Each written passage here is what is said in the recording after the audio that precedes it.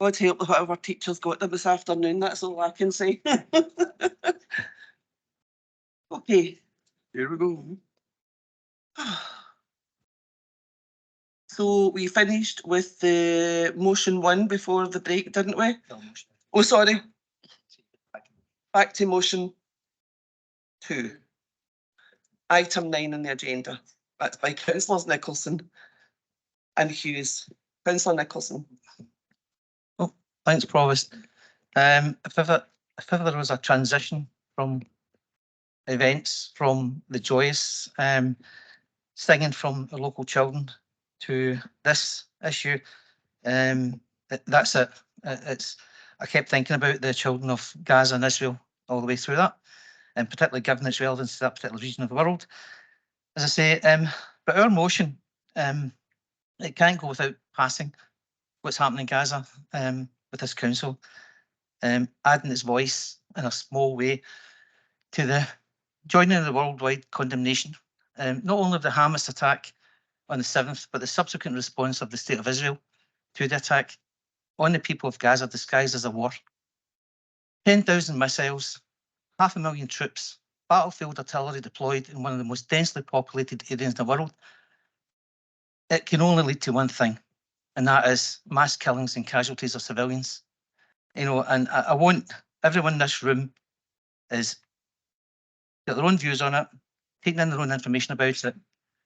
But the cynicism, which we all know the Israeli government knows no depth to, in telling people to move out of one area and send them maps to say, we'll no bomb you over there, then subsequently come a week later and say, we'll start bombing you.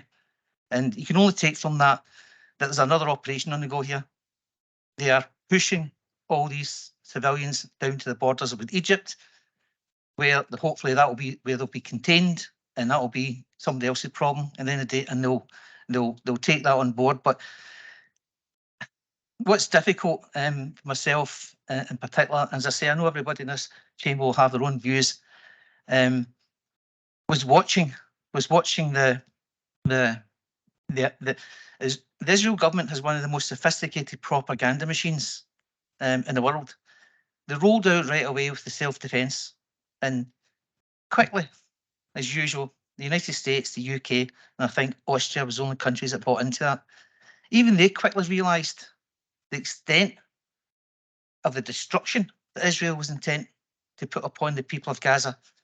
And, you know, they quickly walked away from that self-defense mechanism. And we saw the propaganda machine kick in. We see guys with Scottish voices with Israeli army uniforms on and stuff like that. The cynicism they put upon this and trying to hide what they're doing.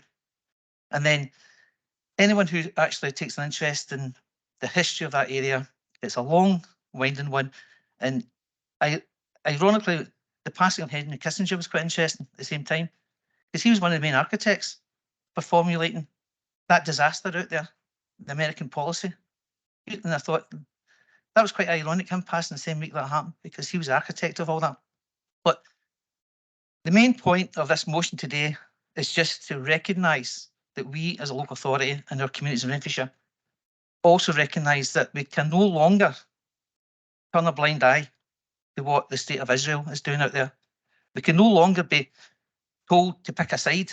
We can no longer be told if you pick the wrong side, you know, you're anti-Semitic or you're this, you're that. The people of Israel are appalled of what their government's doing. And the State of Israel now is at a state where they're actually, if people post up critical comments about the government, there's people visiting their houses and taking them away on social media. So all that event is going on within Israel itself as well.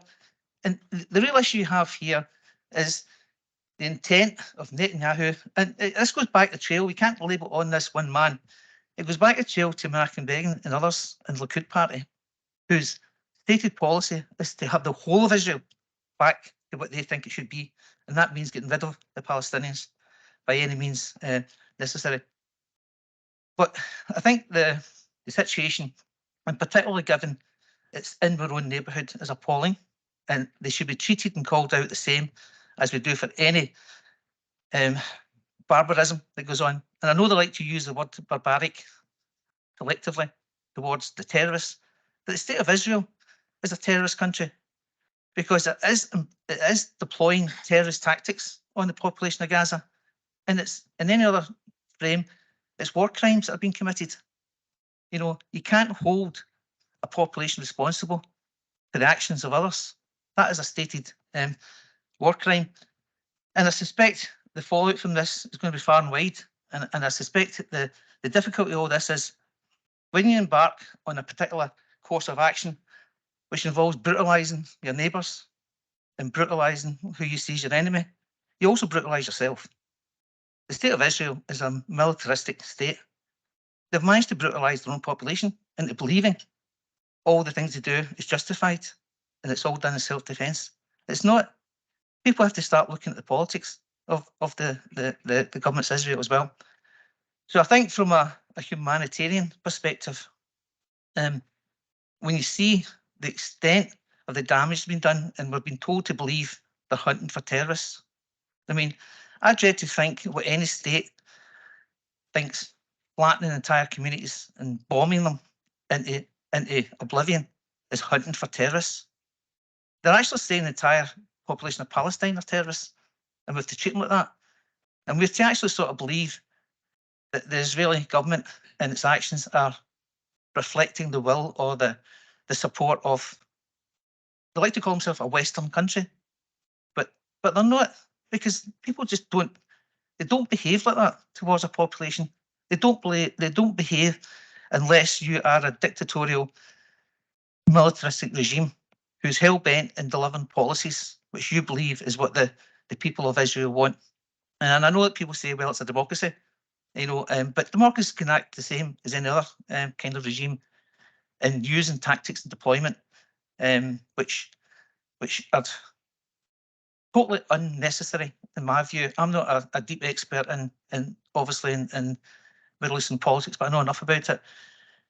It's the level of brutality it's been accepted and the level of deaths that have been accepted. You know, the argument that, you know, 1,000 Israelis died, therefore 10,000 Palestinians must die to teach them a lesson or whatever. And Netanyahu and other politicians openly brag about that. They openly brag about instilling fear and intimidation into the population of Palestine to control them. Openly brag about it. And the tactics they use, what's happening in Gaza just now, was the excuse they needed to deploy their military hardware into that region. So as I say, I'm going to keep this short. I know it's highly emotional for most people, but I think it can't go without passing in comment. I don't care what state or what government is doing this to people. They have to be called out. They have to be held account. And there has to be war crimes trials at the back of this as well. They don't get a pass on this. No country gets a pass on this because we have to uphold international law. If we don't do that, we're on the descent back down into what I call true barbarism with regards to countries treating their neighbours in an extremely bad way and oppressing them, occupying their land and brutalising them and killing them. And that's not what we're all about. That's not what we should be about. So as I say, I suspect people have their own views on it, but I just think from this council perspective, we have to add our voice to that worldwide condemnation of what Israel's doing. And I suspect Israel has done more damage to itself out of all this as well, with regards to their actions, because they're not proportionate. They don't pay any consideration to the children, the families, the mothers. It's absolutely brutal, the tactics they're deploying there. And I'm sad to say they like to call themselves Western Europeans. I don't expect that to happen anywhere in Europe, let alone the world. Thanks, Provost. Thank you. I know that Councillor Lisa Marie Hughes is down to second this, but Jacqueline Cameron is going to do it. Councillor Cameron? Yeah, that's right. I'll second it. Provost, and reserve the right to come in. Okay. We have two amendments. One is from Councillor McMillan, seconded by Councillor Kevin Montgomery. And the next one is from Councillor Leishman, Councillor Graham, seconded by Councillor Leishman. Councillor McMillan? Has it been distributed to everyone? Okay. It's in the meeting chat. And can I just hold on, Ian? Can I just ask about the the Conservative motion amendment? It's in the chat. Okay. Okay, and in your emails. Okay, sorry, Ian. Thanks very much, Provost. It's certainly not an issue that I ever thought I would speak at a Renfrewshire full council meeting, but I think it would be naive not to mention something that's happened that's so much in the world's attention at the moment, and the media attention, and it's the biggest thing that's happened for a long time. So I think it's probably right that we have some mention of it here at the full council, although it's very different from what we normally discuss at the full council. I think the events of October the 7th will live long in the memory. They were absolutely horrific, and they have to be condemned in the strongest possible terms. Hamas are quite clearly a terrorist organisation, clearly anti-Semitic and genocidal. And it's very, very hard to comprehend when you're going about your daily life. You're just getting up in the morning and there's men running about with guns, shooting your family. If you're at a musical festival, this has happened on this day, you're just taken away. You're just taken away. And who knows if some of these people have already been killed, and we will never know if we will ever see some of them again. And it's absolutely horrific for the families. And of course, this isn't in a large scale what happened in October, but of course the people of Israel have had to suffer these attacks for many years. You know, people going for a coffee or going for a meal, and then the place that they're in gets blown up. So it's not a new thing. And for us who go about our daily business here in Scotland and in the UK, and I know we have been subject to some terrorist activities here in the UK as well, but generally it's a fairly safe place to live, and it's very, very hard to comprehend that way of life.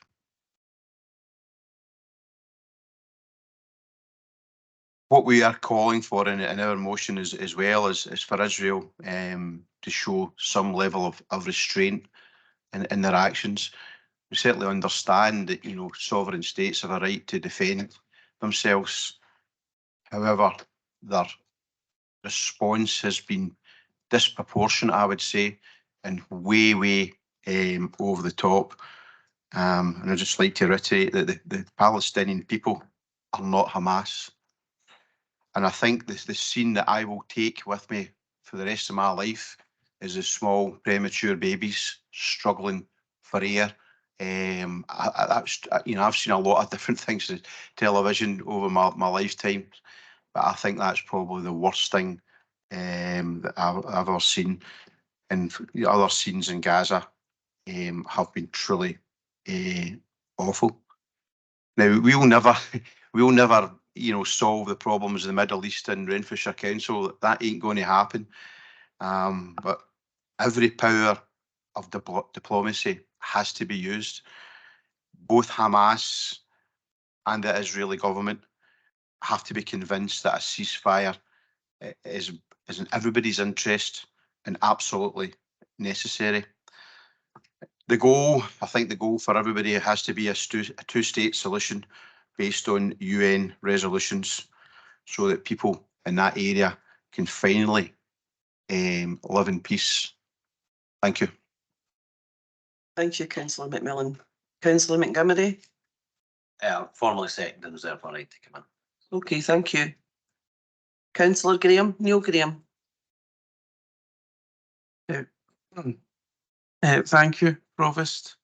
It is a very difficult subject to talk about, especially when you know a lot of people in the area and who are caught up in the October 7th attacks, as I do. I didn't agree 100% with everything Councillor Ian McMillan said, but the vast majority I do. I find Councillor Nicholson's comments shocking. Never mentioned one word apart from a 10-second thing at the start about the victims of October 7th.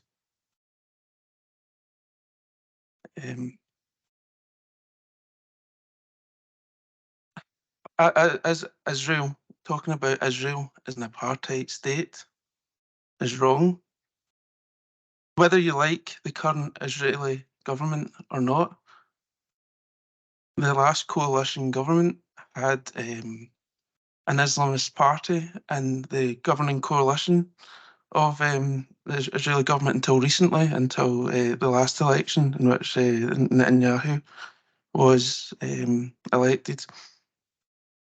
The abiding memory for me, and I know Councillor McMillan spoke about the babies in Gaza, which is horrific on life support.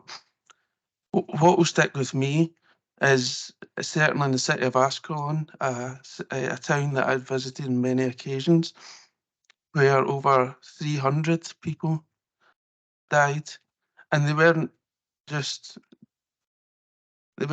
killed, they were tortured, they were humiliated, they were raped, they were burned, they were put zip ties round their back, sat in a circle, doused with petrol and burned alive, while their family on Facebook, while Hamas got into their phones and filmed it to their families and live streamed it. I don't care what your position is, and there's lots of different positions, and I had a spiel to talk, but I'm not even going to say half the things that I've written down. This is where everyone should come together and stop using inflammatory language, because it's not going to solve anything. The people, the Jews and people of all faiths in Israel and other territories, Gaza, the West Bank, deserve to live in peace. But both sides have got to want it. How can people in the city of Ashkelon and Sderot live side by side with people who've just done that? And same, and as well, I'm not saying that the things that Israel is perfect, certainly far from it. But we need to stop using inflammatory language like Councillor Nicolson has done today. I'd like to point out as well that the last, he calls Israel a regime or whatever the words that he used. The Palestinians haven't had an election since 2006. And they don't have a say in who runs them. So I agree with when they say Hamas is not representing the Palestinian people, neither is the Palestinian Authority. And until there's any sort of election, and the reason why the Palestinian Authority hasn't had an election is because we know that probably Hamas is going to win, like they won the elections in Gaza. And they're the ones that committed this offence, and they have said that they will continue to commit these crimes. Although they've released the hostages, there's still over 150, I think, of them left. And they're committed to the destruction of Israel and to rid Israel of Jews. And I'll leave it there, but I would really hope that in the spirit of what's been said, maybe that we can all get behind the Labour and Conservative amendment if the SNP want to add something in as well, so it's joint party, so all three. I cannot accept as Councillor Nicolson and Jacqueline Cameron's motion. I can accept to be put in with Labour, and if Labour want certain things taken out of this one, we can have a talk about that, but I really think that this should be cross-party and any inflammatory language is taken out so that we can all agree, so we do not have to vote on this. Thank you. Thank you. I think if there's any further chat on this issue, I don't think we should be, talking about who's doing what to who. There are faults on both sides, not just one side. I personally could not vote for your motion, Councillor Graham, because nowhere in your, your amendment, nowhere in your amendment does it recognise what's happening with Israeli attacks in Gaza right now. But Councillor Alec Leishman. Thank you, Provost. I'll formally second Councillor Graham's motion, and I'll probably contribute later.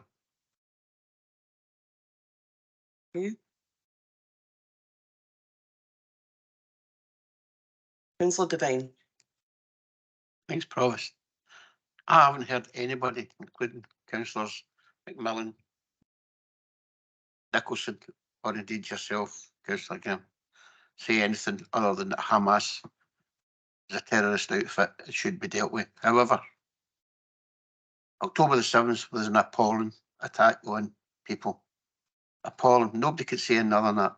However, I think, and I'm maybe misquoting Councillor Nicolson, what is going on just now is unacceptable. What is going on just now is horrific. We shouldn't be, when I say we, human beings shouldn't be killing kids and all the rest. And that goes for October the 7th as well. Shouldn't be doing that. I can't sit here and listen to anybody saying anything other than what's happening to the Palestinian people is unacceptable.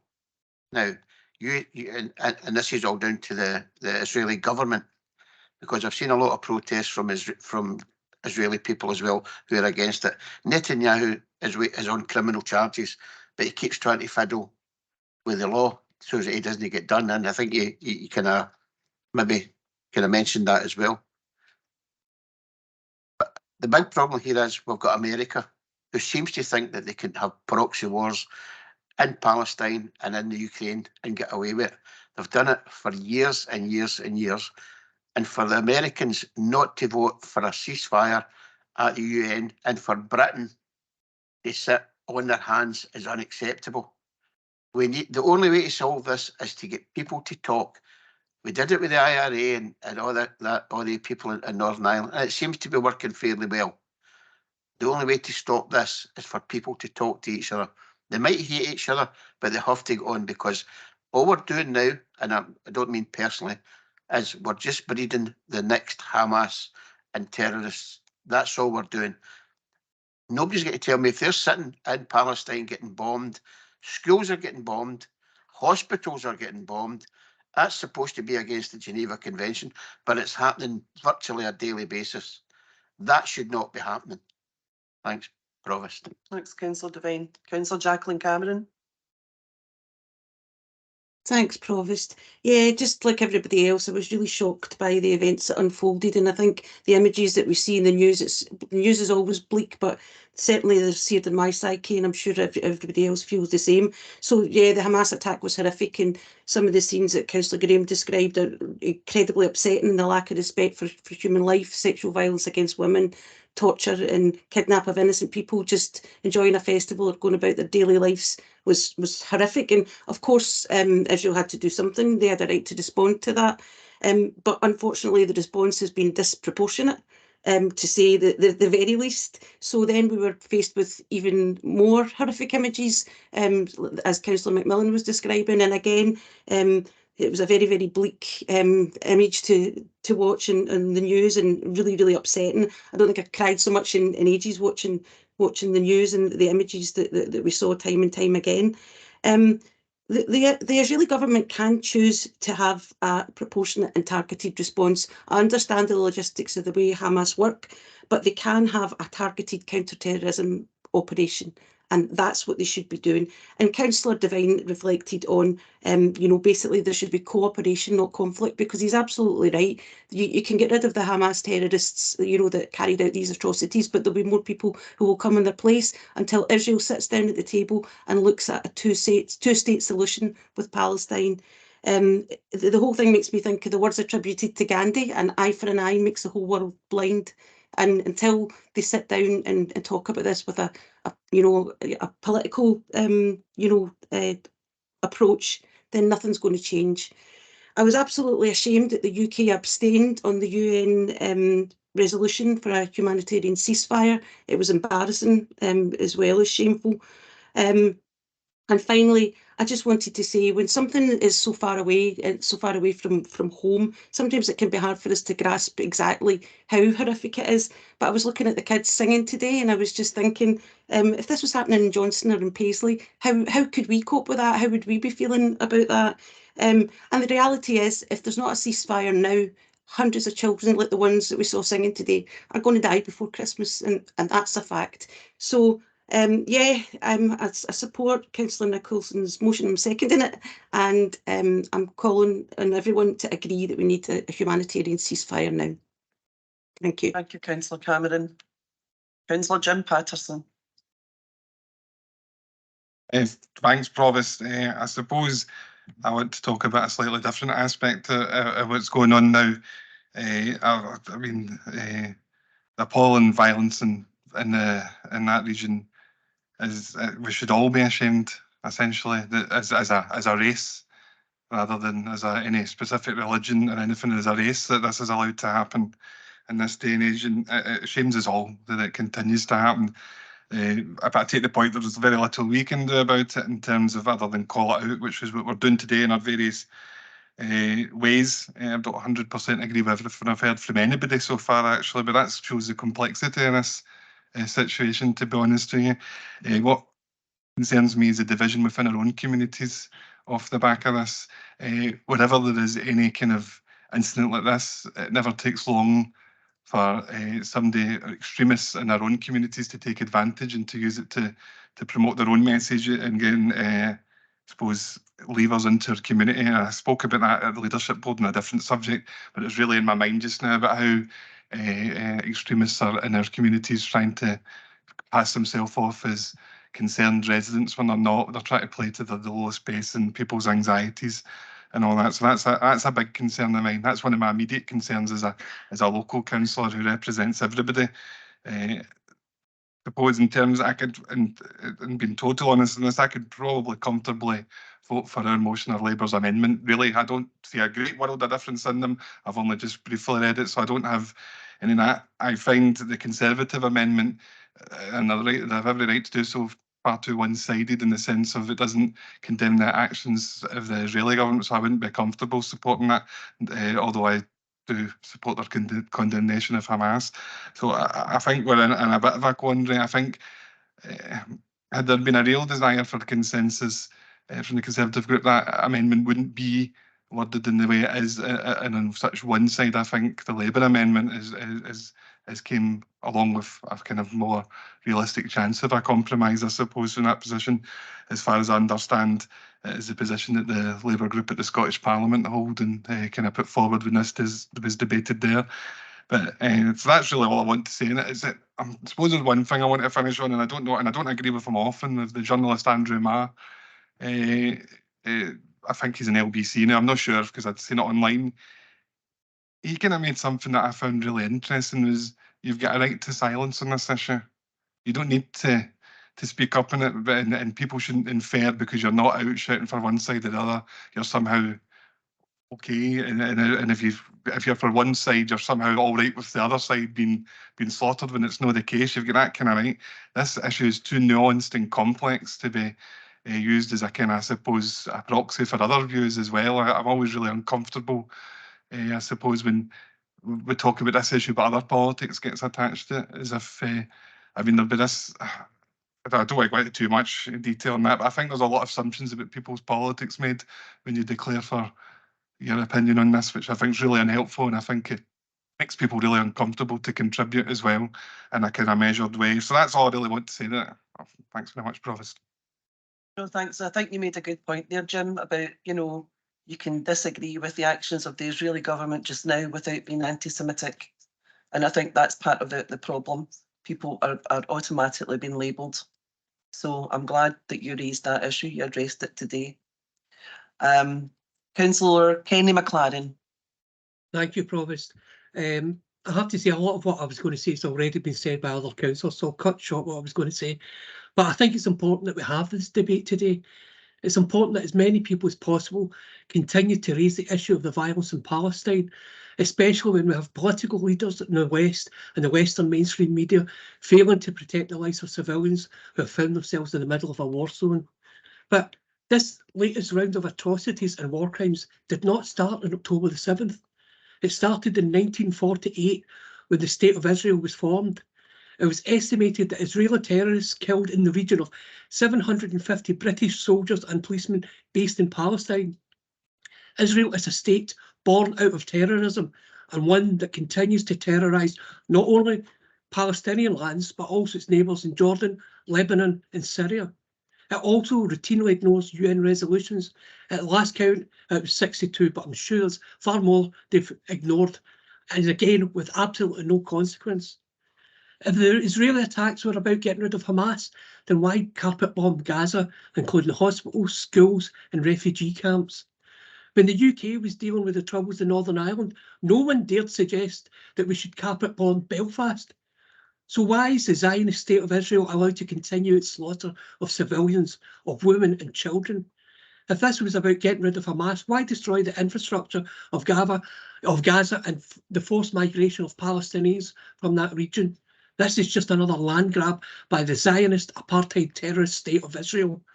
Without any doubt, the terror State of Israel is committing war crimes. It's targeted the killing of journalists. It routinely drops white phosphorus shells on its civilian population. It targets civil infrastructure, including UN-based schools, as well as hospitals and even refugee camps. Its so-called troops are out of control, picking up children from the street, detaining them in prison camps, often without trial. It's ironic that just a few days ago, on the 10th of December, with the 75th anniversary of the United Nations Declaration of Human Rights. Yet the world is watching as the terror State of Israel is carrying out a genocide of the Palestinian people. Where are their human rights? Israel and its leaders must be held to account for the war crimes they've committed now and in the past. Thank you. Thanks, Councillor MacLaren. Councillor Alec Leishman, and then Councillor Montgomery. Thank you, Provost. There's a lot to respond to there. So forgive me if I don't have a proper flow. I'll just have to address points as I've noted them. Firstly, can I just actually say that my colleague, Councillor Graham, did have a prepared sequential response. But to be frankly honest, Councillor Nicholson's tirade really upset him. Councillor Graham does have family in Israel, and he was in Israel while the conflict was raging. So I'm going to have to more or less make some of the points that Councillor Graham did intend to make. Firstly, let me point out a couple of the double standards that Councillor Nicholson made in his statement. He actually said, and I wrote this down as he said it, we can no longer be asked to pick a side. Funny, because he clearly did pick a side. He also said something about we cannot tolerate any barbarism and the brutalising of neighbours. This leads me on to something that has led me to ask, why Gaza? Yes, you could say it's getting a lot of airtime, but that just reinforces my question. There are 27 live conflicts in the world going on right now. And according to Amnesty International, no friend to Israel, it's not even the worst humanitarian crisis in the world right now. The worst one actually is the Yemeni conflict. Saudi Arabia has been bombing the crap out of Yemen for 3 years now, with the deaths of 400,000 people and counting, not all from military violence, but from starvation and lack of access to water and medical supplies. What about the Turkey-Kurdistan conflict? No mention of that. Again, the body count there is at 108,000. Again, the left seems generally to be quite ambivalent about that. What about Myanmar and that former hero of the left, Aung San Suu Kyi, who gave silent consent to her generals sliding 25 million people into poverty, into what has been called a slow genocide? That hasn't come up here at all. In fact, I don't think, I've only been a councillor, 18, 19 months. Did it ever come up before that? Any sort of condemnation of Myanmar or Turkey or Saudi Arabia or Sudan or Egypt or any of the other conflicts that are going on in the world? So I do ask that question, why Gaza? Why is it? Why does it really get people so emoted? Because if you compare it, the Saudi-Yemeni conflict is Arab on Arab. The Turkey-Kurdistan conflict is Turk on Kurd. And the Myanmar situation is essentially Buddhist on Muslim. But there's a general ambivalence about that, really. We do care when the opponents are Jews, when they get involved. That's what really gets people emoted. And I find that actually everybody's saying that they're not anti-Semitic and everything, but they really, really do care when Israel gets involved in anything. He also said, I've heard a couple of comments about the fact it's actually becoming really quite cliche and boring that the response should be proportionate. Can someone define proportionate for me? Nobody's actually come up with what actually proportionate means. I mean, everybody's talking about the images they've seen that are haunting them. I'm haunted by images too, excuse me. Particularly of a teenage Jewish boy being decapitated by a spade and it being filmed and sent to the perpetrator's mother. That image haunts me. I couldn't watch it anymore after that, to be honest. I'm sure you'll understand why. So tell me, what is a proportionate response? But no, everyone's saying it should be proportionate, but nobody's come up with a proportionate response. And there's all this, honestly, if it wasn't so serious and so depressing, it would actually be funny. There's all this, I believe that Israel should have the right to defend ourselves, but we should call for a ceasefire, which to me just translates as, I believe that Israel has the right to defend herself, but we should really demand that she stops defending herself. That's all I hear. It reminds me of that 90s refrain, we all know it, I'm not racist, but, before saying something entirely Feeling a bit close to the wind here, because Really, you are. I didn't call anybody racist. It just reminds me of that Well, conversation. I would ask you to choose your words wisely, because I, for one, am not going to put up with it. Right, what was it you objected to, Provost? I objected to the comments that you've just made. I mean, Where you maybe not alleged, but insinuated that we were racist because we are condemning the Israeli government. well, actually, I gave a reason why you were possibly condemning the Israeli We government. can watch this back. We can watch. Okay, this yes, back. we can watch. I'm asking you to choose your words wisely. Yes, That's all I'm doing. trust me, I've thought very carefully about this. Also, this I can't really accept. Let's go back to what I was prepared to speak about. Firstly, the reason I couldn't accept this motion was for two reasons: the call for a ceasefire, and secondly, the description of Israel as an apartheid state. Now, 3 years ago, this council, sorry, it's more like 4 years ago, this council actually accepted the IHRA's definition of anti-Semitism, and that does stipulate that you should not describe Israel as a racist state. Apartheid, let's face it, is a statement that's racist adjacent. I think it's really just a nice way of not using the R word, but where does it come from, the apartheid slur? I actually looked into that because there's no evidence for it, and I'm in good company with that. The United Nations in 2009 commissioned Judge Richard Goldstone, a South African judge who was instrumental and a fierce opponent in the opposition of apartheid in South Africa. He was also commissioned by the United Nations to lead on war crimes, the prosecution of war crimes in Bosnia. He was commissioned to investigate if Israel is apartheid.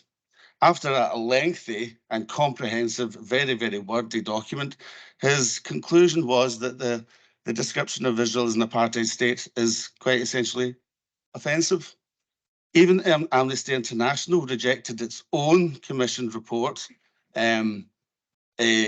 entitled Apartheid Israel, the chief executive saying, and I'm going to quote this, Can I ask you to start winding up? You've had 7 minutes now, much more than anyone else. all right. I know it's an important issue. I do.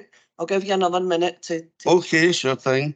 Palestinians in Israel do experience discrimination, just as many people do in every country. That's my emphasis. However, Palestinians do have rights, and these should be welcomed, acknowledged, and encouraged. Now, Amnesty International and the United Nations both reject the description of Israel as an apartheid state. And to be honest, all my research has found that the description of apartheid Israel really comes from Cold War Soviet agitprop. Now, it's actually not exactly the first time that the Western left has been the dupe of Soviet propaganda. So I found it interesting that Councillor Nicolson described Israel as having a fierce propaganda machine, when, to be honest, there's been propaganda on the other side as well.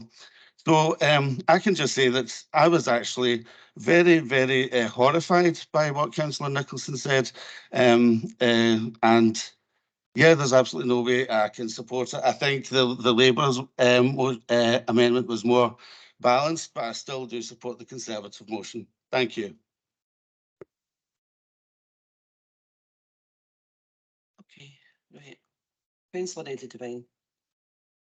Can I just make it quite clear to Alec Leishman and everybody else in here? Nobody in here has said that it's about anti-Semitism. Nobody. It's about what's happening from the Israeli government, Netanyahu, who is a war criminal or should be a war criminal. It's nothing to do with what religion you are. Nothing at all. So stop saying that. Because you criticise Israel doesn't mean you're anti-Semitic at all. But if Israel's going to be held up as you can't criticise Israel, can we not criticise America? Is that what you're saying? Who can we not criticise? Because you'll be then you'll then be accused of being anti-Semitic. The Labour Party tried to do that to me, and I shot them down. Nobody in here has mentioned anti-Semitism except you, right? Nobody. Nobody's accused anybody of being anti-Semitic. What we're saying is that what the Israeli government are doing, are being allowed to do, is inhumane. And I can't remember who said it is. You don't bomb schools. You don't bomb hospitals. You just don't do it. They're doing it. I suppose you're not going to deny that they're doing it. We see it on TV. So oh, sorry, I didn't. I put up a wee board here so I'm not looking at them.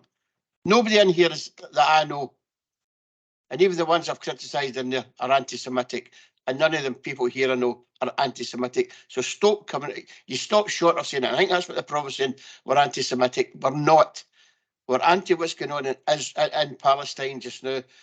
It's not acceptable, and I wish the three had spoken, and we could have come up with formal words that everybody can agree to. That's maybe what the problem is. You're not talking to each other. Thanks, Provost. Thanks, Councillor Devine. Councillor Montgomery. Thank you, Provost. I'll try and be brief and try to bring it back to the motion. The purpose behind our amendment is to try and get some cross-party support, and we don't claim any great originality to our amendment. It is essentially an SNP motion from the Scottish Parliament amended by Labour. That was the purpose of it. We've tried to be as even-handed as possible. It is a very difficult subject, as we already see. And in fact, Councillor Patterson was right about talking about the effect this has on our community. And in fact, our amendment seeks to try and deal with that as well. So we can't support the administration's motion, namely because of its description of Israel as an apartheid state. We're not comfortable with that. And for a motion on the crisis that has no mention of hostages, of which there are still about 200 held. So we simply can't support that. But we do see a lot of merit in it. We see, you know, it comes from a very real place with very real views. And that's what our motion, taken from Scottish Parliament, which could cross-party support there, seeks to do. And that's why we would suggest that we support that. Thanks, Councillor Montgomery. Councillor Michelle Campbell. Thank you, Provost. I think my point is more generalised because I think there's been a lot already said on the main motion itself, which is that this once again demonstrates the greater problem of, and I'm going to say mostly men chasing power. We have a modernised society, a global society. However, if we look back at who holds the power, why do they hold the power, and who always ends up being fought about in these type of conversations and those around the world at the moment, it's all those of the minority groups. It's all those, so it's putting cat amongst the pigeons so that we're not paying attention to those that wield the power and what their manipulations are. That is something that we always need to have finite thinking about in the greater scheme of it. And we also have to recognise our privilege. We're sitting here in a heated building. We feel safe. It is lit, and we can openly express our viewpoints and not end up in a fist fight around a table while we're doing it. That in itself is a privilege, and we should always be aware of that. And I'm very grateful of this motion coming for debate. Thank you. Thanks, Councillor Campbell. Okay, we have no more speakers. Oh, sorry, Cathy. Councillor McEwan. And I can assure you, I will be very brief. I don't have a problem with the Labour amendment because it is calling for an immediate ceasefire. I have a great problem with the Tory amendment because you're not calling for a ceasefire. So according to that, you are prepared for the killing of innocent civilians to continue. That is not right. That's all I have to say. Thanks, Councillor McEwan. I'm going to ask Councillor Nicolson to sum up. Provost, I think given the nature of the discussion, I think we're happy to accept the Labour amendment if it means we can reach some form of consensus in the chamber with everybody in the room, because primarily what it's about is calling for a ceasefire. I don't know anybody anywhere who doesn't think a ceasefire is a good thing, except our friends over in the corner there who seem to think having pauses and fighting and giving everybody a wee drink of water and a bottle of orange juice and start fighting again 2 hours later is really government's totally refused of ceasefires because they're on a mission. And you're quite happy to accept that mission. I think that, I'm not going to spend too much time on this. We didn't want to have a fight about it. I did have a conversation with Councillor McMillan beforehand to reach consensus. I think we're happy to reach the point where our amendment is on paper, but we're happy to accept the Labour amendment as the one to go forward, calling, adding our voice to a ceasefire. Can I just say quite quickly, I'm not going to spend too much time because I know people don't want to spend more time listening. They have to because of the nature of it. I was utterly appalled by our Conservative friends in the corner over there. The absolute tone deafness of their comments. They have the cheek to say things and then they quickly abandon their own amendment, trying desperately to scramble onto somebody else's. But if you look at their amendment, it doesn't mention Palestinians once. They made references to a Jewish boy, when in fact there's thousands of Palestinian children being killed daily. Their children have no interest to them. What he saw was a Jewish boy being hurt, and that was enough for him. He turned off the telly. And the most appalling thing Councillor Leishman said, which completely blew up him as a person, I know it's getting a lot of airtime just now. You know, thousands and thousands of people dying, and he equates it to airtime on TV. You know, and then he goes on at length about what's happening, what's happening in Myanmar, what's happening here. He didn't put it in his motion about all these other areas. We condemn them all. We condemn the Burmese government, which is a military junta out there, terrorising and killing their opponents. This goes on all around the world. But the point we have here is our UK government. David Cameron broke his neck to go over and shake hands with Netanyahu after October the 7th. That's where they're coming from. They broke their neck to go over there to support Israel. And then when they realised what Israel was actually doing, they're a bit of concern about it. The best they could do was abstain. And while the rest of the world says, we're not having this. You know, so even Joe Biden is now trying to walk back from what's happening against Gaza because it is a humanitarian disaster on our doorstep. And we don't have to sit here and accept that the false premises being put about as to why Israel have got a right to self-defence. Now, you mentioned the fact, can somebody explain to me what proportionality means? Proportionality, in my mind, and I'm not an expert, is if you believe there's a terrorist cell hiding under a hospital, you send a team in to that cell and see what's there. What you don't do is bomb it to oblivion and kill all the children in hospital beds and say, but we think there's a terrorist cell down there. Well, why didn't you send in a team to take it out? There's your proportionality. You don't carpet bomb a whole town just because you think there's a potential of a cell underneath a school, a nursery school of all things. Then they drop leaflets on people saying, quick, get out of your house, we're going to bomb you. That's them being nice about it. Apparently, that's the way you deal with war now. You drop a wee leaflet and tell them beforehand, we're going to kill you. That seems to be what the Tories believe is a way to operate war. Now, I'm sorry, their motion is riddled with one-sided, judgmental, and they totally ignore the fact that Palestinians, and I'm not talking about any kind of religion here, I'm talking about human beings, have a right to exist in that country as much as the Israelis claim they have a right to exist in that country, because they were there for 1,000 odd years before the Israeli state turned up. So anybody who's a passing interest in politics out there, you have to appreciate where this all came from. And Councillor Devine actually made a fantastic comment there. The Jewish state turned round and massacred British troops. That's when the terrorism started out there, when the British soldiers were out there to keep the peace. They attacked and murdered peacekeepers, the Israeli state. And I know you can nod your head. I know you want selective history here, Councillor Leishman, but don't come here with your bit of bootery. Focus on the issue, and that's about what's happening out there in that area right now, and that's what this motion's all about. We're calling for a ceasefire. We need a ceasefire, and the longer Israel drags their feet over this, the more they're going to be condemned by the world public on this issue. And I think that's what they want. They don't care anymore. They're past that point. Because Netanyahu is a criminal.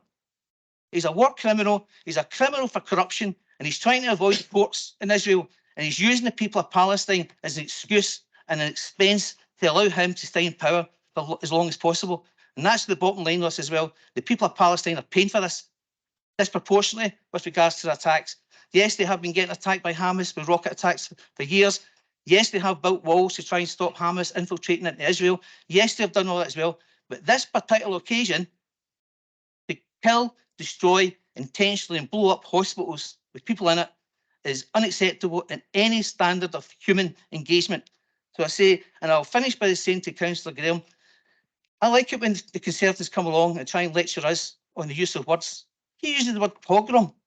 Now, if anybody understands the use of the word pogrom, it refers to a long-standing action against the Jewish communities going back to the Middle Ages.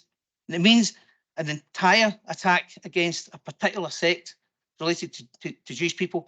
The terrorist attack by Hamas was one of the long-term attacks on the Jewish state of Israel. Well, I'm not going to call it the Jewish state of Israel, that's what they want to call it. The people of Israel, and a long-running series of attacks on Israel. So don't come along here and use a word like pogrom and think you're going to get away with that. Is to escalate that word into something bigger than it actually is. A pogrom was Kristallnacht in Germany. A pogrom was in the Spanish evicted all the Jews out of the country. A pogrom was when Henry VIII flung all the Jews out of England. So I'm making a point here.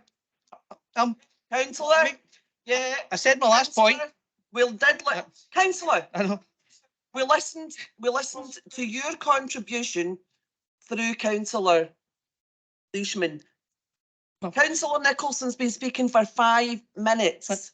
Councillor Leishman had 8 minutes, and it wasn't even his motion. This is Councillor Nicholson summing up his motion. Councillor Nicholson. And Provost, I did say it was my last point before I finished, before Councillor Graham came in. So that was my last point about Councillor Graham willing to use certain words to inflate his argument, when in fact it's incorrect to start using words like that in reference to attacks like this. Because I'm just making that point. If you're going to come here, choose your words wisely and don't diminish the power of the word pogrom for your own selfish interest today and trying to make that out as if it's a pogrom, when we know fine well a pogrom means an entire community has been expelled out of many countries over Europe. Thanks, Provost. Okay, we'll go to the votes.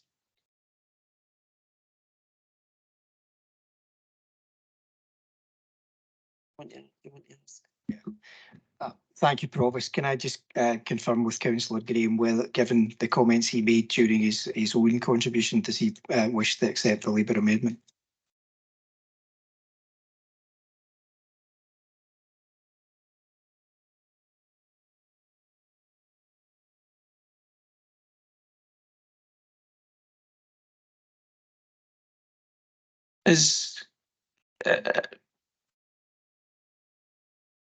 Are they happy for my amendment to be added to it? No.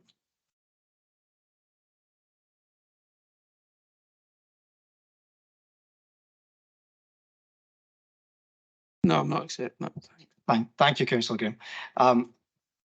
Thank you, members. It's a roll call vote. We have a motion from Councillor Nicholson, seconded by Councillor Cameron, which is in effect now standing the acceptance of the Labour amendment, the wording from the Labour amendment, which was originally submitted by Councillor McMillan and seconded by Councillor Montgomery. The amendment is from Councillor Neil Graham, seconded by Councillor Leishman. Could members confirm whether they are voting for Councillor? Yeah. Clarification here.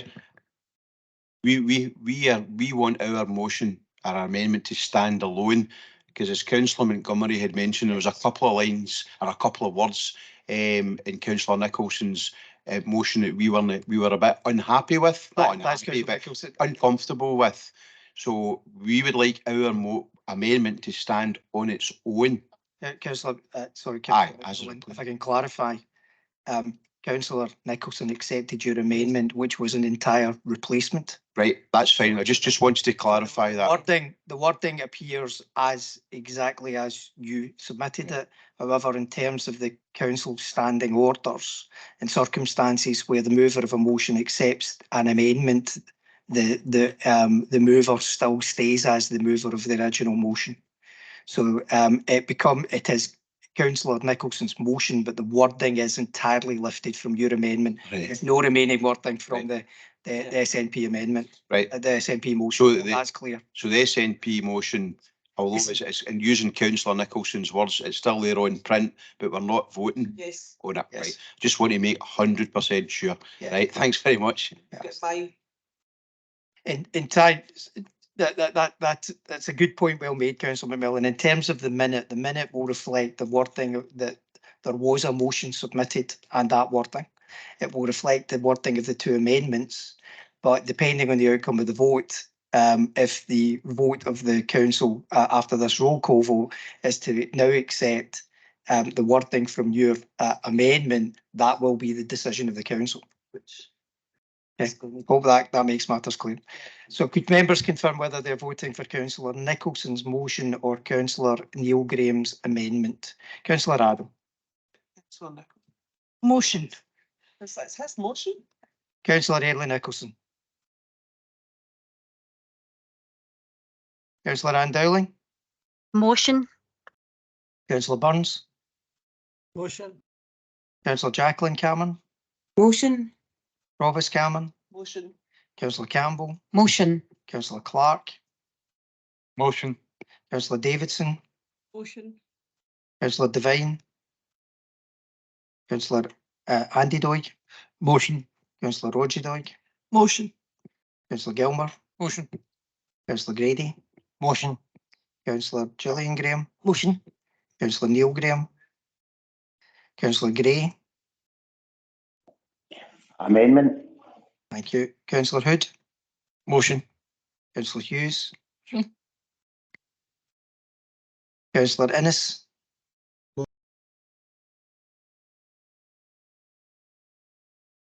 Councillor Innes. Motion. Thank you. Councillor Leishman. Amendment. Councillor McFarlane. Motion. Councillor James MacLaren. Amendment. Councillor Kenny MacLaren. Motion. Councillor Max MacLaren. Motion. Councillor McCulloch. Motion. Councillor MacDonald. Motion. Councillor McEwan. Motion. Councillor McGonigle. Amendment. Councillor Maguire. Councillor McGurk. Motion. Councillor McMillan. Motion.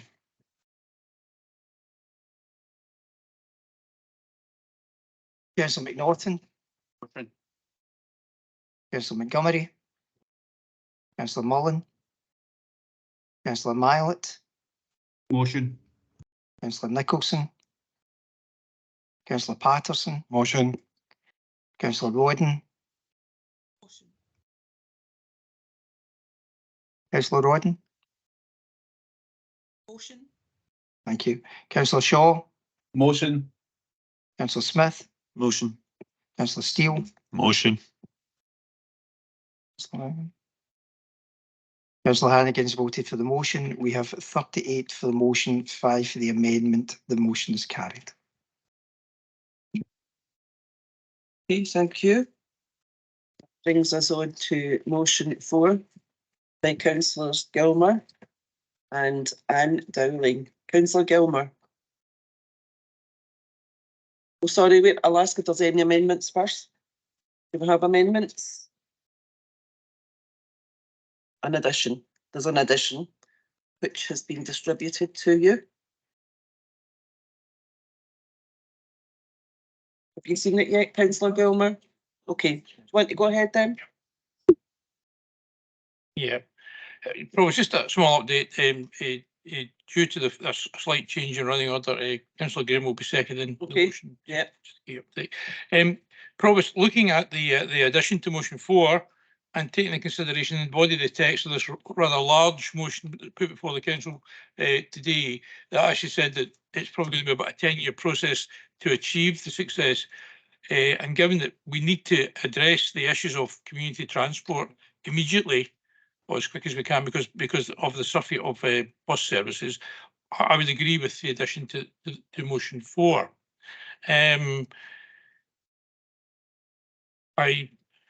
hesitate to speak at too much length because it is a long motion, and the council has spoken at length the previous motions.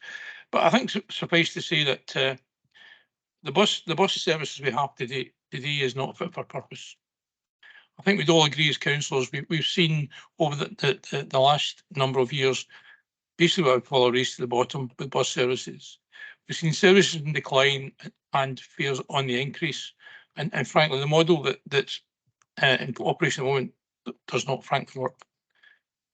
And to that end, the motion today is asking that the Scottish Government work with the SPT and local council officers to put together a plan which would allow the SPT is an organisation initially to set up a franchising and a local ownership organisation which would be democratically accountable and would set out to tick off some of the boxes of the Transport Act Scotland 2019, which is for an integrated transport system, an integrated ticketing system within that transport system, but also to service the needs of our urban, suburban and rural communities.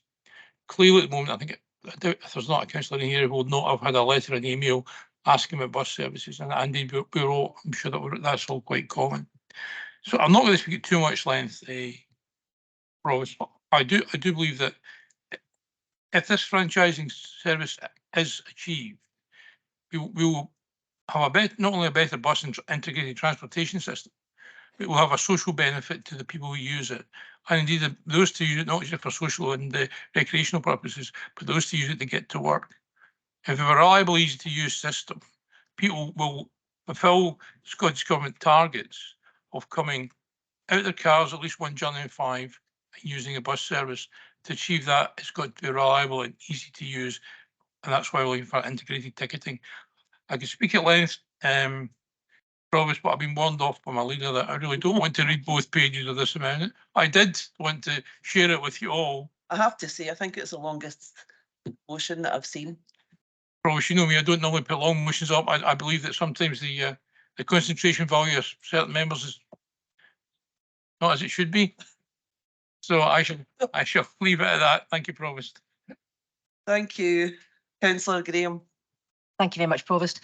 I just kind of want to agree with what Chris is saying. I think all of us here today have experienced how public transport, in particular buses, are often an essential lifeline for residents, whether it's visiting a GP, the post office, collecting pensions, shopping, college, or just going to and from the work. Bus services have consistently been significantly reduced, and indeed our rural communities, the bus service has been slashed.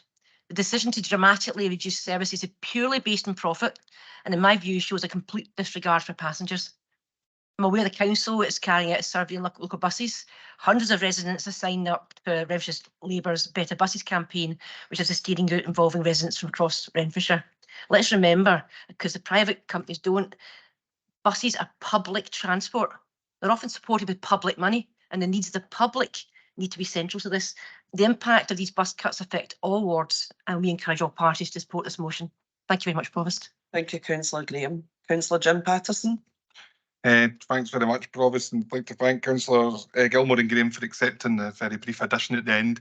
And that was to recognise that the SNP group don't agree with the ambition of the motion, but having been the SPT rep for 18 months now, I realise the mammoth task to make the motion a reality. And in the meantime, communities are left without services. So to continue, I suppose, a focus as a council on community transport is important. And as well as thanking councillors Gilmour and Graham, and Councillor Janice MacDonald for attending the meeting with the community groups and several officers to discuss kind of establishing a community transport cooperative in Renfrewshire, which will allow them to attract funding, not just from us, but from other places. In terms of, I suppose, creating a kind of community, a sustainable community transport, our input is very welcome, not just from a political cross-party point of view, because that's important, but also because she's experienced it was useful in terms of the meeting and the contributions that were made. It was a very positive meeting, and I think we're planning on meeting again towards the end of January, February, if I remember correctly.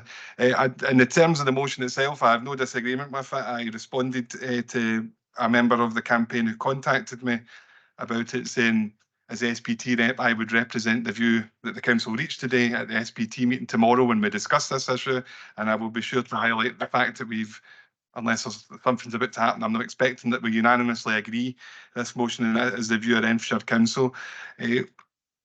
SPT are probably rightly a wee bit reticent.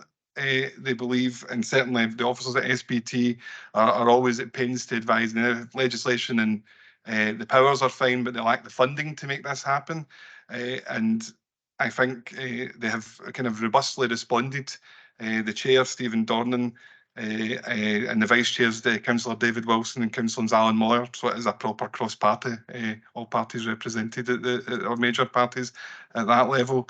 Recently replied to Patrick Harvey in his ministerial role when he was pushing SPT to adopt this model. They said, that's fine, we'll adopt it, but we really need the government support to make that happen. And they have suggested, and I think it's a sensible suggestion, that maybe reprofiling some of the active travel budget to support this ambition would be a good idea.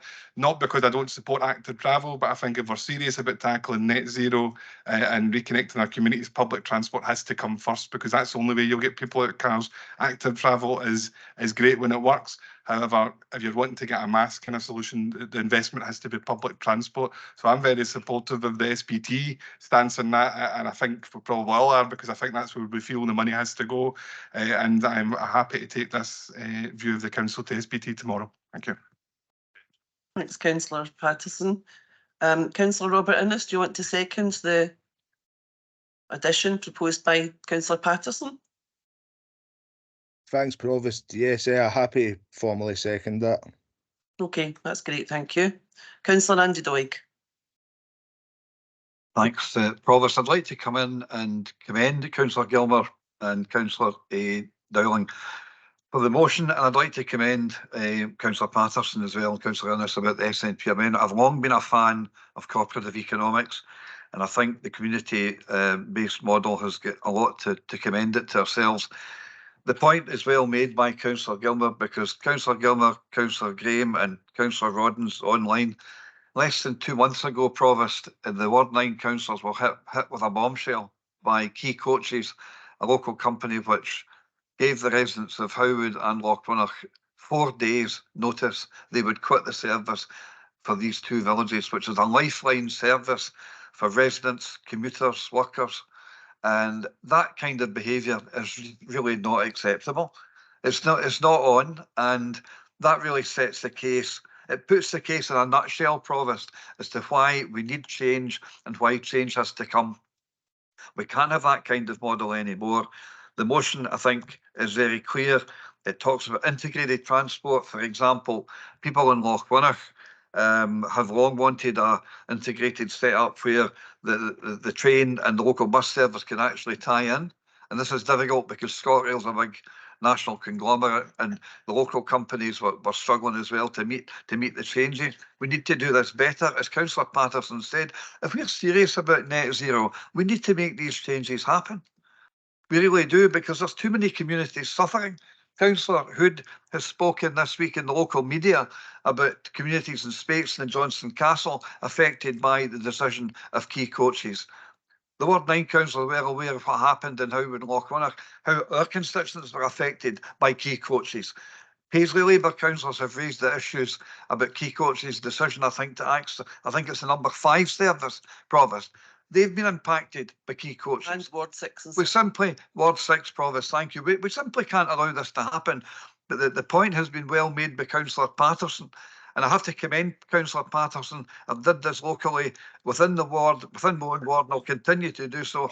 He played a fantastically cooperative role in terms of helping the commuters in Lochwinnock and Howard by raising the points at the SPT when ward councillors, Councillor Gilmour and myself, Councillor Rodden, got in touch. I'd really like to commend Councillor Patterson for his role. He played a key role in pushing the SPT to see the importance of this. But the point's well made, Jim, about funding. It's about the funding of this. How do we move forward with funding? We all received a letter some months ago from Fiona Hislop, the Transport Minister, I think in relation to a previous motion about bus re-regulation. And Fiona, and I've known Fiona for 40 years, Fiona was very coy about the funding issue. But I think this is a common problem that Holyrood has, because both the big parties in Holyrood are quite coy. We know what we need to do. There's a consensus here. I think there's a growing consensus in Holyrood, but it's how to find the funding. And I think really we have to get back to the question of policies like a land value tax. The Welsh and Plaid Cymru Labour, Welsh and Plaid Cymru Labour coalition have made substantial steps to identify how a land value tax could benefit Wales and the Welsh Government.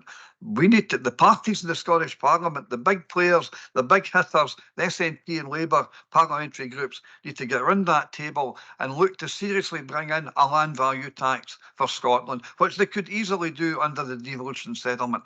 That's the way forward to get some real money to back local buses for local people that meet local needs. Thank you. Thank you, Councillor Doig. Councillor David McGonigle. Yeah, I'll keep it brief. Thanks, Provost. I just want to support all the comments that have come around. It's a huge issue in my ward in all of the areas, so we really need to do something about it. Thank you. Thank you. Councillor Caroline Davidson. Hi, thanks, Provost. Ward 5, and as you said yourself, Ward 6 and Ward 4 as well, were all hit with Key Coaches. We get told one Saturday they're going to stop the following Saturday. They didn't even run till the Saturday in the number with the number 3 bus. So it has really affected my constituency badly, because unlike Lochwinnock, SPT haven't been able to find a replacement for the number 3 bus. So my constituents are left high and dry, or facing having to go up to Barhead Road to get a number 6, which is only an hourly service. I have managed to get extra services on for the number 6 before 9 o'clock, because that was one of the big concerns, because that didn't start till 9 o'clock and people couldn't get to work. So I have managed to get it, the SPT have managed to, through talks myself, been able to put the number 6 from Hawkhead Road, from Hawkhead Estate, from Barhead Road at Hawkhead, sorry, I'm loaded with a cold. To go at 7:30 and 8 o'clock into Paisley, so that is progress. And I've been speaking to them. I met with them again this week, and they're looking at trying to extend the number 10, which was cut again, was cut at the start of the pandemic, but it was also cut again in the 1st of May, along with lots of other cuts.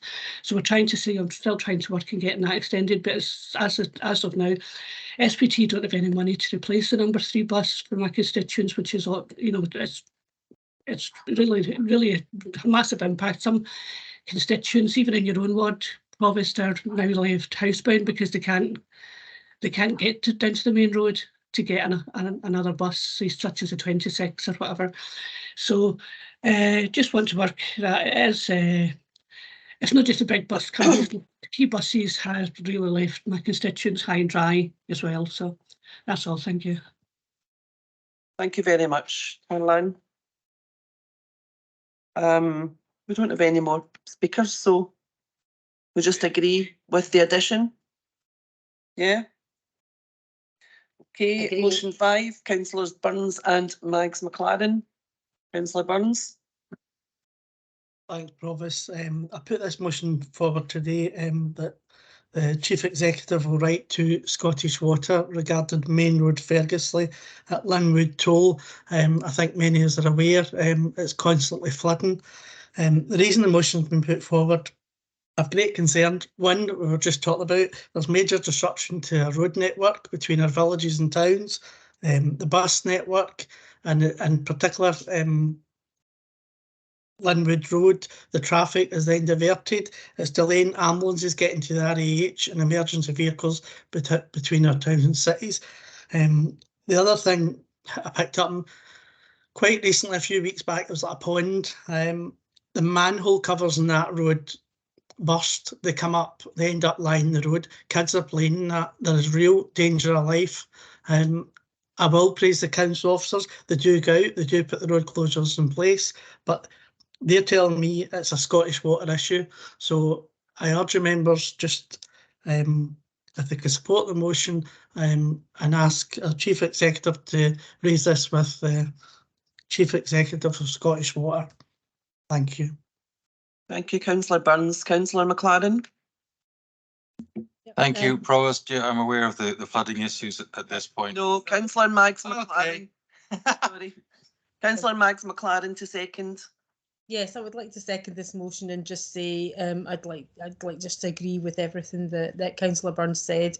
It is such a major road and a major connector throughout Renfrewshire that although there are many areas in Renfrewshire where we have flooding problems and they are down to Scottish Water, I think this is one that really seriously needs prioritised, and I think we need our council officers to be putting a lot of pressure on Scottish Water to try and make this a high priority for getting fixed, because it is causing so many problems every time there are heavy rains.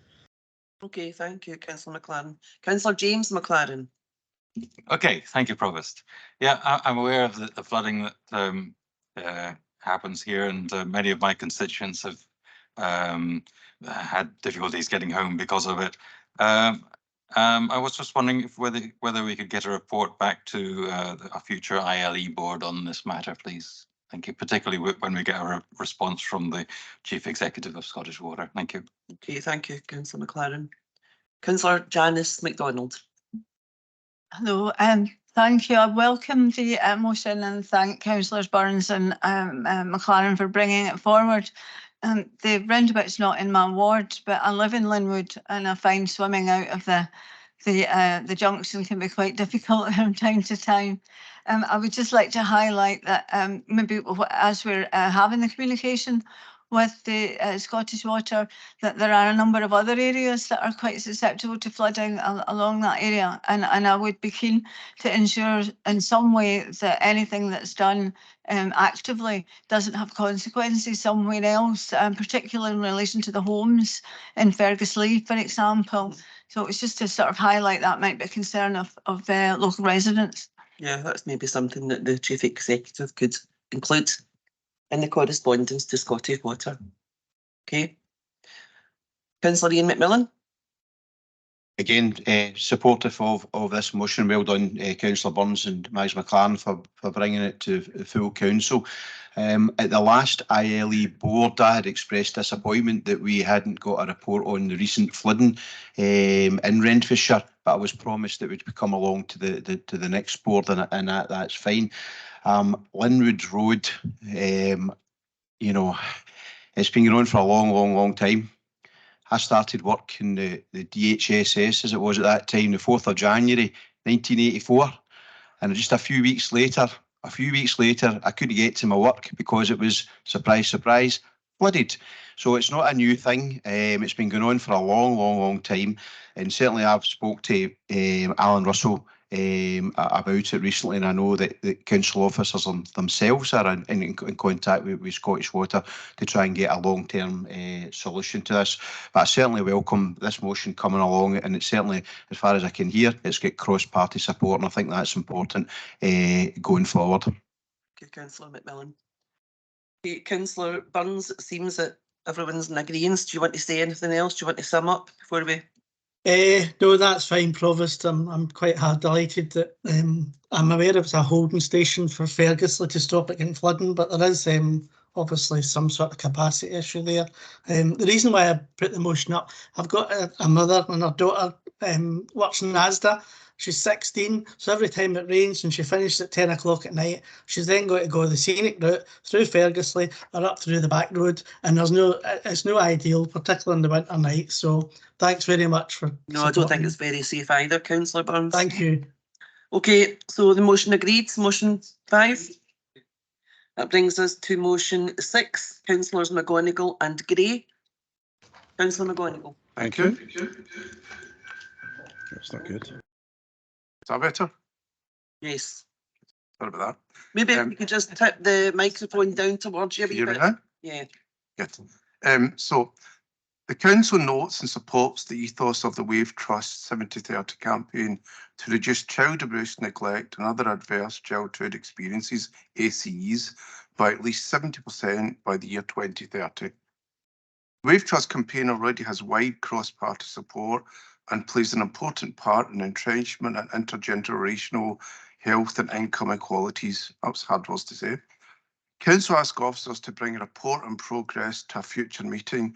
This report will provide an update on how Renfrewshire Council and wider partners are progressing the mission to reduce childhood abuse and trauma in our local communities and to embed a trauma-informed approach across services. Council notes and recognises that the wide preventive work which has already been carried out by Renfrewshire Council and acknowledges that there is a wide understanding of ACs across services and the positive impact that this can have on children and adults as well. Notes the ambition of the national campaign to make Scotland the first adverse child experience aware nation.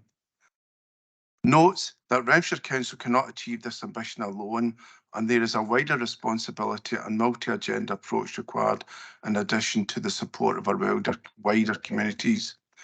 Notes that supporting an early intervention approach to investment in promoting safe, stable and nurturing relationships and environments can have a positive impact on a broad range of challenges and on the development of skills that will help children and young people reach their full potential. Continues to support and promote a trauma-informed AC awareness ethos to have a positive impact on both individuals and society as a whole. Continues to support all frontline staff across the council and partners to be encouraged to take up opportunities for continual professional learning sessions on adverse childhood experiences. Acknowledges that adverse childhood experiences can and does impact on learning, attainment and future prospects for children and young people. And seeks assurance that trauma-informed learning is taking place across our early years and school settings to support children and young people. Thank you. Thank you, Councillor McGonigle. Okay, your seconder is Councillor Leishman. Oh, it's not. Councillor. Oh, so it is. Sorry. Yeah, thanks, Provost. I'll second Councillor McGonigle's motion and can My apologies, Councillor Gray. No, you're okay. I just reserve the right to come back in if I need to. Thank you. Okay. Councillor Lisa Marie Hughes. Do we have any amendments, first of all? Any official amendments or additions or anything? No? Okay. Thanks, Provost. I'll be extremely brief because I don't know how long my throat will last. I just wanted to note that I am the council's delegate to the Renfrewshire area support team, which supports children's hearing services in Renfrewshire. And when I have been meeting with them, they have reflected that as an organisation and as a group of partners, we are not only ACE and trauma informed, but trauma responsive. And I think it's really important to specify that. Our teams do great work. Being informed only takes you so far, but being responsive to people who have experienced trauma and understanding what they need is really, really crucial. And I think that addition of the actual action that is taken is really important. And it was nice to have that recognised. I had to, so I just thought I would add it. Thank you, Councillor Hughes. Okay, we don't have any more hands up, so can we agree motion 6? Great. Okay, the motion 7 is our final motion. And just to point out to you that this is a stance that we have already taken in 2019. And as far as I'm aware, no one has changed their position on it. So are there any amendments or will we be agreeing this motion? Councillor McGonigle, sorry, Graham, you happy with that? You want to say something? I'll just, if there's no minutes, I'd just like to thank everyone for coming together and just reconfirming our commitment to this. Thank you. Okay, Councillor Leishman. Yeah, formally second. That's all. Thank you. Okay, thank you. So motion 7, agreed by council. Agreed. And that is us. Oh, sorry, it's not. Not. Oh, I'm so very sorry. But what I wanted to do was just at the last meeting, you will remember that Councillor Bill McGuinness, ex-Councillor Bill McGuinness, had just passed away.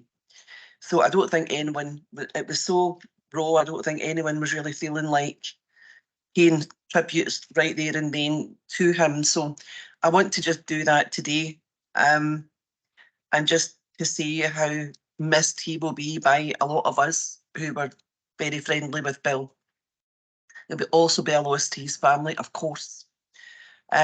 You'd say Bill was a councillor for 15 years before he passed away suddenly at home, just exactly the way I know Bill would want to have gone. He went to St Mirren's Academy in the town, and then he served in the Scots Guards, and he worked as an engineer. And people might remember him just before he was elected for having a wee cobbler shop up in Renfrew, where I think many a political chat took place. So I heard from his friends at his funeral anyway. Some of the things I couldn't possibly repeat to you. But he became deeply involved in a lot of campaigns because he worked there and because he got to know such a lot of people. And, you know, he was a very political person. He could be quite gruff sometimes, but he really was a big gentle giant, and that's the truth. He adored his grandchildren. He just adored them. And his only son, Mark, was of great pride to Bill. So, I mean, it's fair to say that he will be well missed amongst his community. He was one of the leading forces that stopped the incinerator being built in Renfrew. And I know that Ian, and you in particular, will remember that. And Ian, you were here at the time. And as Gavin Newland said, at the time of Bill's election, he got over 50% of the vote. And to go over 50% of the vote in Renfrew, a very Labour-held town, was no mean feat. But he held on to it for 3 elections after that. So it just shows you how much he worked, how much of a hard worker he was. And he stood down from the council after he was undefeated for 15 years. But he still kept his hand in at local community work. He was a big man with a big voice. And, you know, the statement that I made to the press said that he became a father figure to me while I was here when I was elected in 1999. He always gave you good advice and kind words. And one of the pieces of advice that he gave to me was, don't answer anybody quickly. You're just making a rod for your own back. At that time, we didn't have emails or anything like that. So it did take quite some time to communicate with people back then. But once we get emails, I kind of knew what Bill meant by that. And he always encouraged everybody to be as community spirited as they could be and to remember that the electorate were your boss. That was it, end of story. So I hope I've done him proud. I hope, you know, he was proud of all of us, all of the people that he meant something to. And I'll certainly miss him terribly, his hugs especially. So I want to send our condolences officially to Liz, his wife, his son Mark, and his 2 grandchildren, Sophie and Emily, and his daughter-in-law, Lisa. Now, I don't know if anybody else wants to say anything about Ian. Yeah. I mean, I realise that a lot of members maybe didn't meet Bill, but I made the wonderful mistake of walking into Bill's cobbler shop in Canal Street because I live around the corner at the time, and when I'm clean shaven, I come out with a beard. He takes one look at his shoes and put them to the side and he starts saying, well, what about the state of the world? That was the way he operated his business. But Bill was one of those guys that sort of transcended party politics. You know, he was a Renfrew man through and through, and he would hold the line in everything he believed in, and you couldn't. I was group leader way back then for a spell as well, and you had to be on good fighting form get Bill to change his mind on certain beliefs, etc. But it was one of those guys that when you go through, I used to go through Renfrew, and one of the key things you'd always see was Bill standing in a corner on the street, and the affirmative hands going up and down, where he's emphasising his point in his conversation with everybody, and he always did it. And I thought, well, that's Bill. And that's why Bill was so well respected by the people of Renfrew, and his funeral was standing room only, which reflected the fact that he did transcend party politics. He took on board what he always thought was the right thing for his community, and he articulated it well, and he was an excellent councillor. He chose to stand down at the time because it was the right thing he felt from him and his family at the time. As I say, but he will be missed as a person and a man who held his principles firm. He was a loving father to his son, and a loving husband to his wife Liz. I say he will be sadly missed because he was a giant, not just in the sort of SNP sort of a firmament. He was a giant in a sense in Renfrewshire politics at the time, because his start in politics was the proposed toxic waste plant down at the Clyde, and that's what got him going, and that's what gets a lot of people into politics. There's a particular issue that attracts people, and you get into it, and then for some reason you stick. You can't get rid of it. You sort of you've got the bug. So I say I'm just putting a few words out there for Bill and his family. As I say, he was a great guy to work with, and he was a great friend, and he was always good with advice, and he was always pretty sound in his reasoning for everything. So I say he'll be sadly missed for his presence and for his ability to communicate with everybody. Thanks, Provost. Thanks, Councillor Nicolson. Councillor Ian McMillan. No, I'd just like to say a few words. But at a time in Renfrewshire Council when there was a lot of big hitters and a lot of characters, people you wouldn't mess with, either in the chambers or out with the chambers, Bill was a giant. You know, just not only in stature in terms of his size, but he was Mr. Renfrew. You had, you know, sometimes you wouldn't really know what areas people represent, but you knew that he represented Renfrew. And I used to get a lot of advice from my own side, if that's the right term, but I also used to get advice from Bill. But after a meeting, if I'd said something, where he would pull you to the side and you could maybe I put it this way, or see the next time, say this and all this kind of stuff. And I used to say, why is he helping me? He's the enemy. But of course, he wasn't the enemy. He was a friend. He really was. He was a terrific guy, had a great sense of humour, and he just said it as he's seen it. You know, there was no airs or graces about him. He was just like an old-fashioned kind of politician, and I know he'll be sadly missed, particularly by his colleagues in the SNP, but with other people in other political parties will miss him as well. Thanks, Ian. Councillor Ann-Dowling. Thanks very much, Provost. Bill McGuinness, I think, was he was a dying breed in the sense of his style as an SNP councillor. You think about Bill McGuinness, you think about the late Jim Mitchell, the late Alistair Nimmo, the late Bruce McPhee. They brought a very pugilistic style to the council chamber that Councillor McMillan has alluded to there. And I think they would probably look down and find that the current SNP group very consensual for their taste. But things move on. But Bill McGuinness was a tremendous man. I worked with him fairly closely in 2007 as the SNP Scottish Parliament candidate in Paisley North, which took in the town of Renfrew. I give my condolences to his wife Elizabeth and his wider family. And just one wee anecdote. When I was first elected here, Provost, in 2012, Bill came up to me, was in the public, and said, "Andy," he says, well done, you've did it at last." This was a reference to the fact that up until then, I think I'd lost more parliamentary elections than Nigel Farage. But Bill, his generosity of spirit, Bill felt this was worth marking. So he was a lovely, lovely man, and he's a loss to Renfrew and to the wider independence movement. Thanks. Thank you, Councillor Doig. Councillor Cathy McEwan. Well, my big pal, Bill. Yeah, he did stand aside, and then he came up and said to me, "Right, Cathy, on you go." I'm not too sure if I'm going to thank him for that or not. I loved the man. Boy, could he talk. When he used to sometimes drive me home for meetings, we'd get to outside the house and he'd switch the engine off and I'd think, I'm going to be here for ages. And my husband would go, look, I knew it was Bill. You were just with Bill. I knew you'd be a while. I have the utmost respect for Bill McGuinness and he's been my mentor. He's taught me everything I know and I am going to miss him so much. So I'm just going to have to make sure that I go and see his wife and his family because she needs people round about her just now and that's important. So Bill, you were wonderful. Oh, thank you, Cathy. Councillor Campbell. Thank you, Provost. I suppose my perspective's a slightly more modernised one because I didn't know Bill when he was a councillor, but to be absolutely frank, I don't think there was much difference whether he held the title officially or not. I remember walking into my very first branch meeting as an SNP member and I was really nervous about attending. I was like, what am I doing? And I remember Bill getting really animated about a TPO on a tree and being a bit, like that man he had a cause and that was that he was standing for it.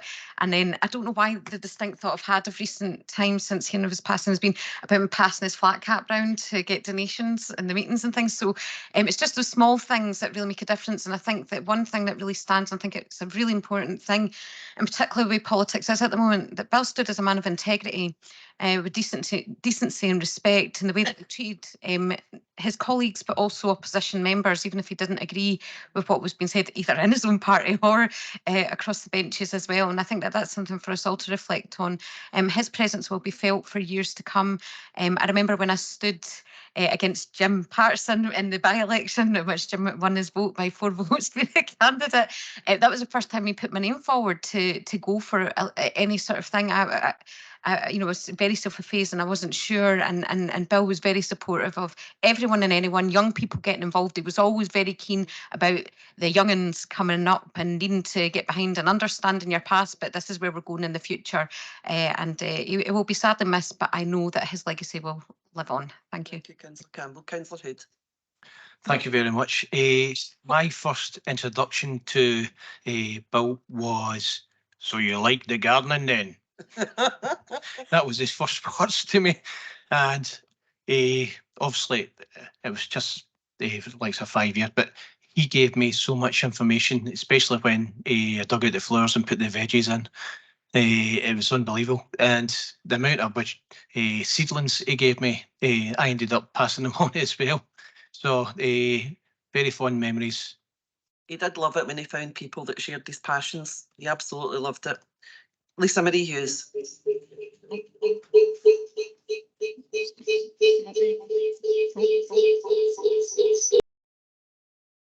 That was weird.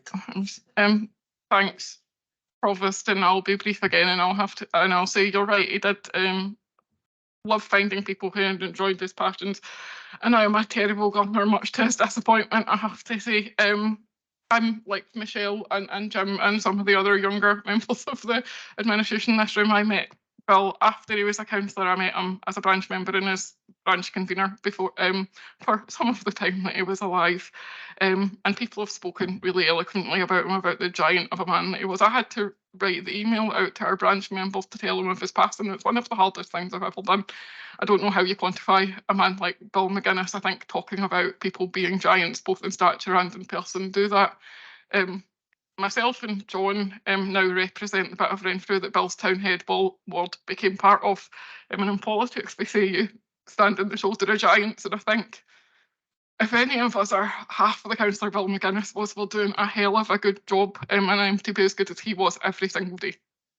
Thank you. Oh, and everyone should be good, because that's what Bill McGuinness would tell you to do. Good. Listen, I want to thank all of you for your lovely words about Bill. I really thank you very much. And I think he'd be very pleased if he was a member of this council right now, at the way that we seem to be getting on so far. That might change, but he was happy more young people joining the council. So thank you so much. Listen, I want to say have a great Christmas, have a lovely break, whatever you're doing. Come back all energised with loads of ideas. Not. That's too far. No, go and don't think about the council. Thank you for your attendance today. Thanks, everyone. Yes, thanks, Provost.